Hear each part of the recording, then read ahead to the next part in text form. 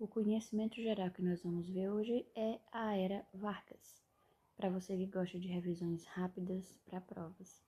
Hoje eu vou te explicar a Era Vargas usando esse mapa mental simples para memorizar rápido. A Era Vargas foi um momento que aconteceu entre 1930 e 1945. Ele governou durante 15 anos. Foi 15 anos de pai dos pobres, né? Que era a imagem que ele tentava pintar para todo mundo. E para a gente entender como que ele chegou ao poder, a gente precisa entender o que estava acontecendo a nível mundial e também o que estava acontecendo a nível nacional. E ignorem os galos cantando. A nível mundial, a gente teve a Grande Depressão, que foi em 1929, que causou instabilidade econômica e insatisfação social. E isso respingou também no Brasil. O Brasil sentiu a pressão econômica da Grande Depressão. E em 1939 ocorreu a Segunda Guerra Mundial. Aliás, iniciou a Segunda Guerra Mundial e vigorava, aliás, o nazifascismo. A Itália, governada por Mussolini, tinha um governo fascista que, inclusive, foi nele que o Getúlio Vargas se inspirou, né, nessa ideologia fascista. E Hitler, que governava a Alemanha, que tinha uma ideologia nazista.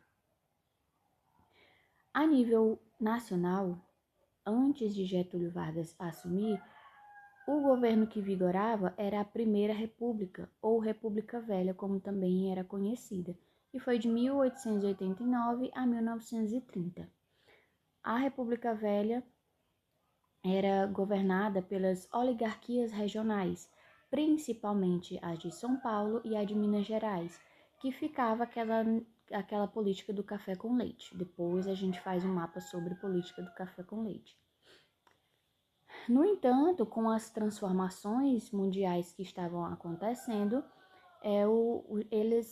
essas oligarquias já não conseguiam governar o país com sabedoria, né? E muitos movimentos contra surgiram, como por exemplo o tenentismo.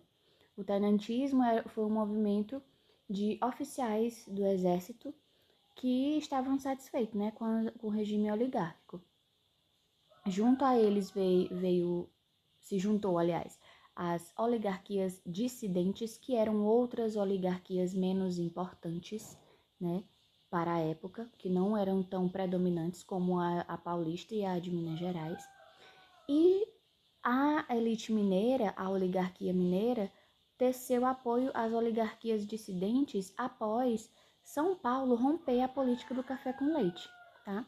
Então a gente ficou aí 3 camadas da população que estavam insatisfeitas com as oligarquias. E aí elas apoiaram Vargas.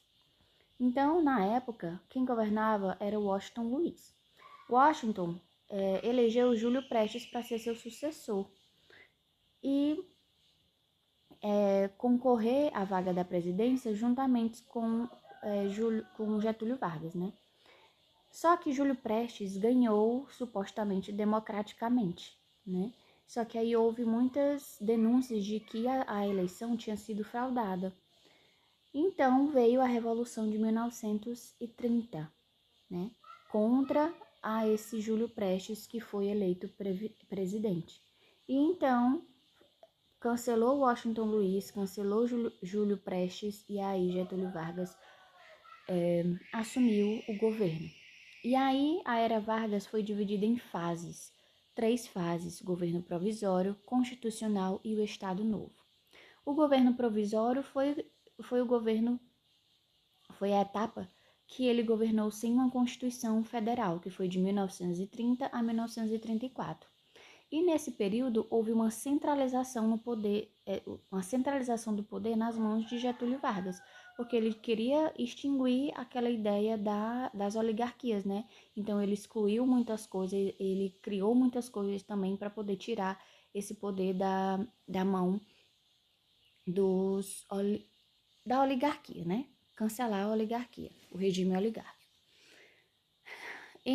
Até 1934, ele estava sem uma Constituição, mas aí ele conseguiu compor essa Assembleia Constituinte em 1934, criando o Ministério da Educação e Saúde Pública, Ministério do Trabalho, Indústria e Comércio. Foi um dos grandes feitos dessa Constituição Federal. Nesse período, ele também extinguiu a cultura do patrimonialismo, que era uma cultura dos coronéis, né, da época oligárquica, que usava dinheiro público para fazer suas coisas pessoais, né? Ele tentou também estabilizar a economia e promover a industrialização. E aí vem o período constitucional, que foi quando ele instituiu a Constituição de 1934.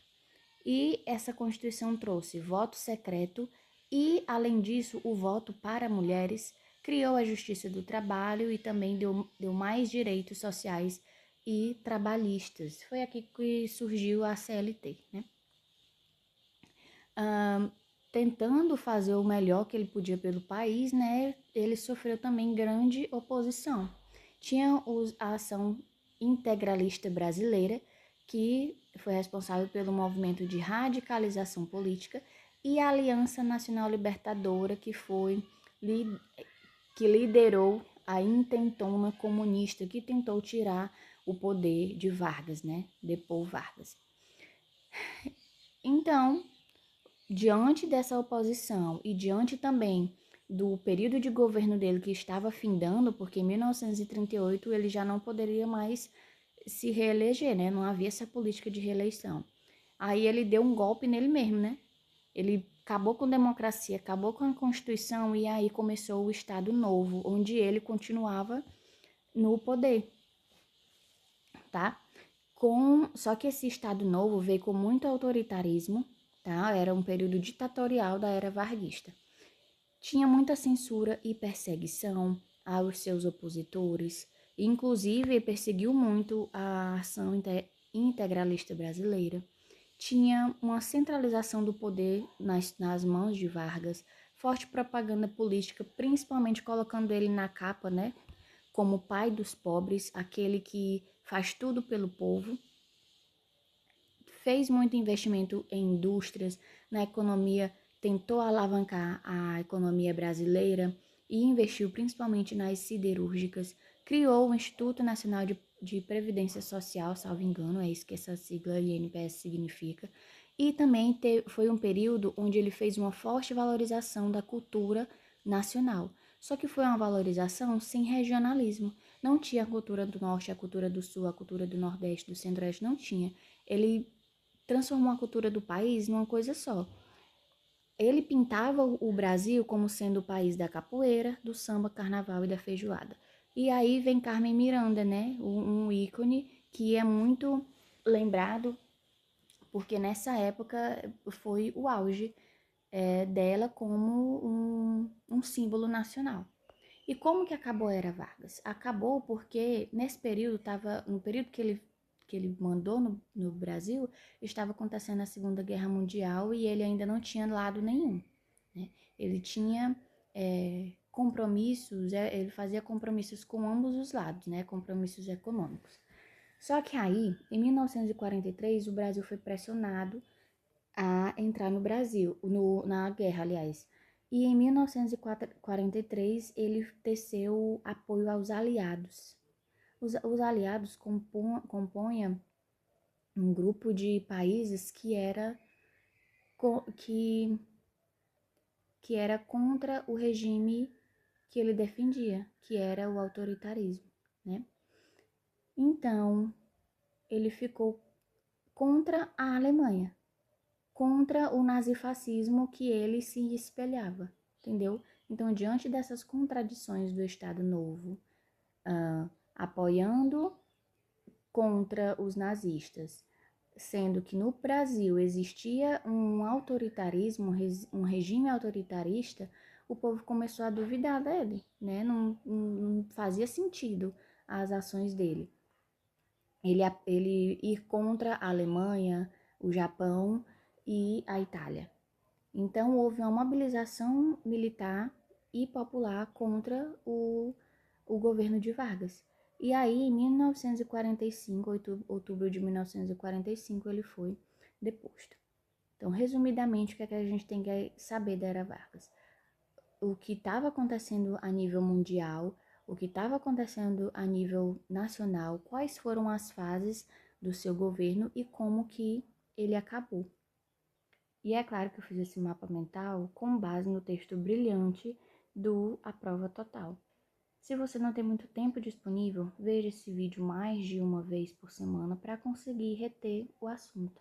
Vou deixar também nos cards os temas relacionados a esse assunto para você ver depois.